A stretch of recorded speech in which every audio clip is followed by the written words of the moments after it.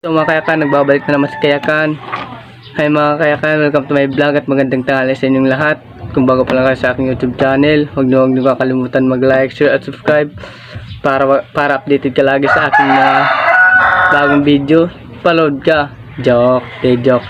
So mga kayakan, umorder ako sa Shopee dahil gustong gusto namin nila mama na apply kami kumakanta. So excited ako na dumating yung parcel ko sa Shopee. So di ko alam na may scam pala ako. So ito mga kayakan, papakita ko sa inyo kung anong laman ng in-order ko. Speaker yung in-order ko pero yung dumating sa amin kakaiba. Eh, kuha na lang niyo, ikinatay. Pwede mo eh. Tapos pag ano. O, ibang laman. Awakan mo nga. Ayusin mo lang galawin. Lagay na lang ulit.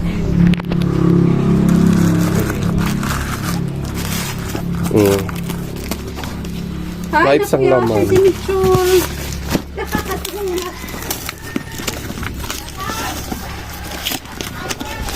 Ayun, sabihin sa rin natin. Oh, ano to? Wipes? Oh. Tripod. Hindi naman ito yung order eh.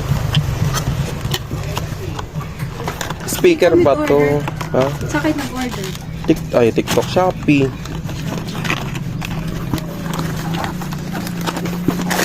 Oh.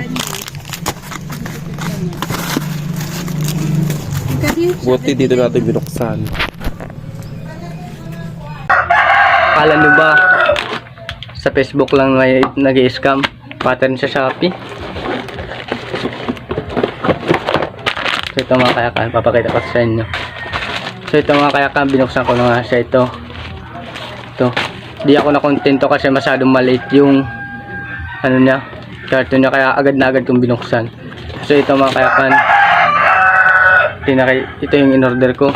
Paano nila naman na may baby dito? Binigay sa akin baby wipes. Ito mga kayakan, baby wipes binigay nila sa amin. Saka itong ano, itong stand ng cellphone. Ito binigay nila sa amin. Kaya ito nga gagawin ko, panan ko ito mamaya. Ano ko sa ano, online. Paano ko sa ano ba yun? Sa riders. Tatanungin ko siya bakit ito binigay nila. Kalahin mo ba naman, BBS bibigay sa'yo, di ka ba magagalit? Kahit na mura lang to, imbis na mura na, napamura tuloy ako. Ina-scam ako niloko kami ng Shopee. Kaya wag naman kayo magtitiwala sa Shopee din, mahirap magtiwala. Excited pa naman ako sa ano ko, kakakanta na ako. Ito pala bibigay nila. Paano ba akong kakanta? Stand tsaka baby wipes. Ano to? Mic? Ito nga gamitin mo, mic. Nakakainis lang. Mahirap na yung pera dito sa Mart. Tapos is-scamming ka pa ng Shopee. Ito, mahirap talaga. Speaker yung in-order ko, pero bakit stand tsaka baby wipes yung dumating dito? So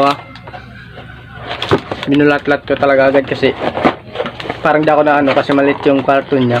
Kaya binulat-lat ko na lang kasi speaker malaki yun, di ba? May speaker na kami dito, kaya ako bumili ng speaker kasi itong speaker namin sira na siya, hindi kami dito nakakanta. Kaya ito yung pinag-charge niya, dito na lang ginawa namin. Tsaka wala na din kami microphone, kaya umorder na lang ako sa Shopee. Kaso imbis na speaker, baby wipes yung dumating. So mga kayakan, dito ko natatapusin ng aking video. Update na lang kayo sa aking bago i-upload.